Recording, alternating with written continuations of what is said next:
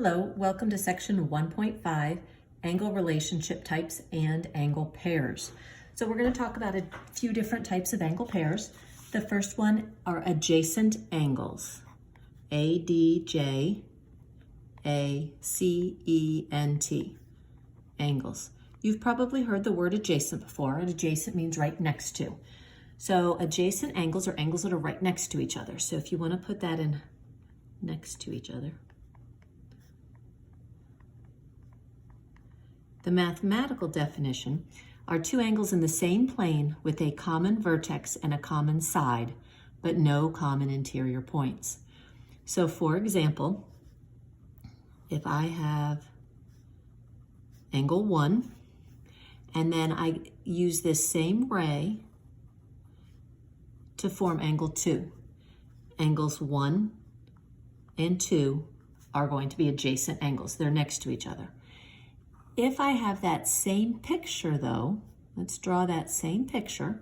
Let's label points along each. So we have point A, B, C, D. And then just for ease, let me call this angle 1. So a non-example means these are not adjacent angles. So angle 1 and angle ABC. Because angle ABC and angle 1 both contain all of these points. So all of these points are contained in both. So that's why that is a non-example. No common interior points. The only thing these have in common is the ray. So this is the only thing these have in common right here. Okay, the next thing is a linear pair, L-I-N-E-A-R, pair. I hope some of you noticed that a linear pair, the word linear starts with the word line. That's going to be important.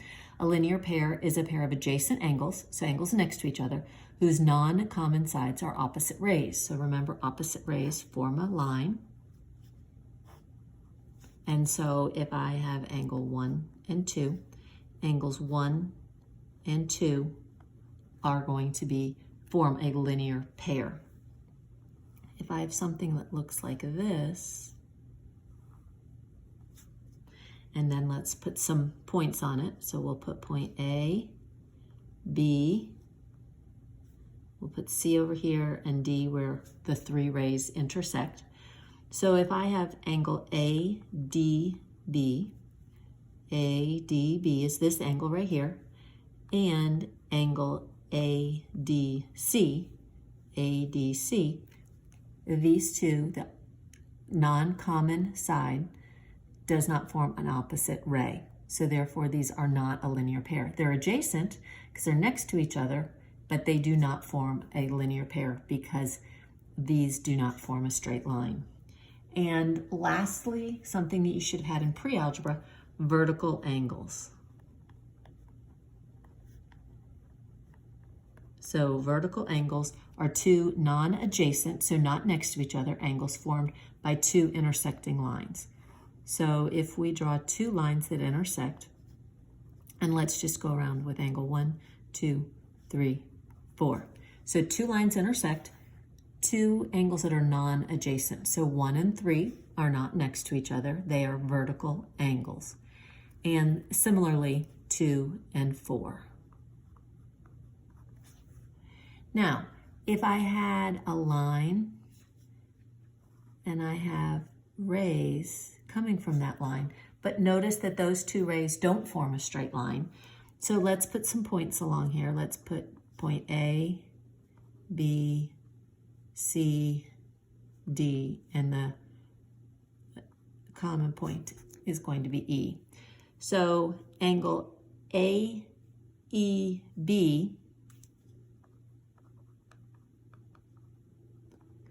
and angle DEC are not going to be vertical angles because they're not formed by when two lines intersect.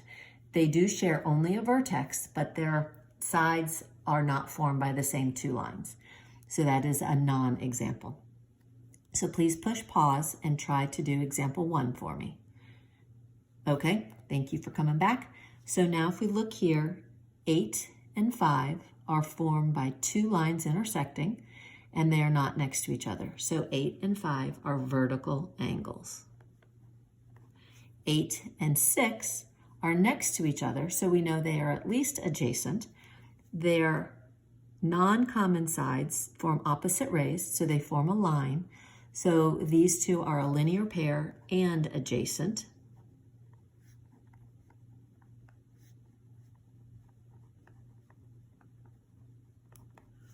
Eight and 7, well, they only share a vertex, but they are not formed by two lines. So this is none of the above.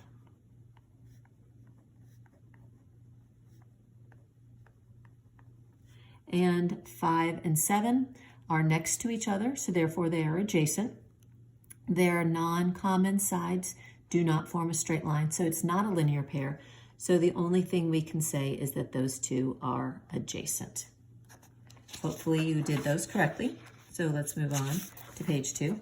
Angle pair relationships. I think you have learned all of this in the past. But if we first talk about complementary angles, C-O-M-P-L-E-M-E-N-T-A-R-Y. Complementary angles are two angles whose measures have the sum of 90 degrees. So if I have a 59-degree angle, 90 minus 59 is 31. So a 31-degree angle will be its complement. Then supplementary angles, S-U-P-P-L-E-M-E-N-T-A-R-Y, are two angles whose measures have the sum of 180 degrees. So 180 minus 59 is 121. So a 121-degree angle is going to be its supplement. These can be adjacent or non-adjacent. It does not matter. If you can't remember, if you know the words and you know one's 90 and one's 180 but can't remember it, I like to show my kids that we can make this C into a 9 and 0. So there's your 90 degrees. Supplementary, I can put a 1 in front of this, turn this S into an 8, and turn that U into a 0. So there we have 180. That's just a little trick if you can't remember, if you get confused at which is which. All right, the linear pair theorem is going to be important this unit and next. The linear pair theorem says if two angles form a linear pair, then the angles are, well, if you think about it, when we talked about this linear pair, the opposite sides form a line. A line has 180 degrees. So the measure of angle 1 plus the measure of angle 2 has to be 180 because they form a line. So if two angles form a linear pair, then the angles are supplementary. They have to be supplementary because those opposite rays form a line. And we can draw that same picture. So 1 and 2 are supplementary and a linear pair. Now, to be supplementary, they don't have to be a linear pair because supplementary angles don't have to be adjacent. But all linear pairs are supplementary. All supplementary angles are not linear pairs. Then the vertical angles theorem, if I have vertical angles, so let's just say I have X. This is X degrees, and I want to figure out the measure of this. Well, these two angles together have the sum of 180. So this one is 180 minus X. These two together form a linear pair. So these two have to have a sum of 180. So this one has to have measure of X. So these two have to be congruent. So vertical angles are congruent. They will always be congruent. Always, always, always. And if you want to put numbers in there with it, let's say this is an 80-degree angle. This would have to be 100 because these two have to add up to 180. This is 100. This has to be 80. And therefore, this is 100. Okay, so example 2, using the diagram, solve for X. Well, if we look here, we know these are vertical angles. Vertical angles, we just got through saying, are congruent.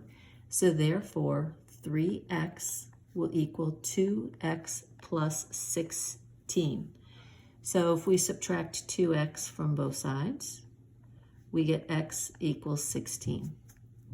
Plugging them in, because you always want to double check your answers, we know 3 times 16 is 48 degrees. And 2 times 16 plus 16 is also 48 degrees. So those two are congruent angles. We did that correct.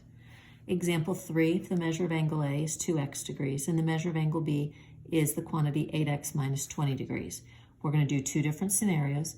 If these are supplementary, find the measure of each angle. Well, if they're supplementary, we know that their sum is 180. So we have 2x plus 8x minus 20 is equal to 180.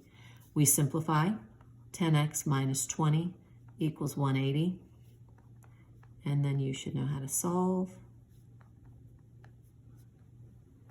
So we get x equals 20. If we plug those in then, the measure of angle A, 2 times 20, we know is 40. The measure of angle B, 8 times 20 is 160. 160 minus 20 is 140. Do these add up to 180? Yes. Did we answer the question? Yes. So there is our answer. B, if these are complementary, well, then 2x plus 8x minus 20 is going to equal 90. Go ahead and solve.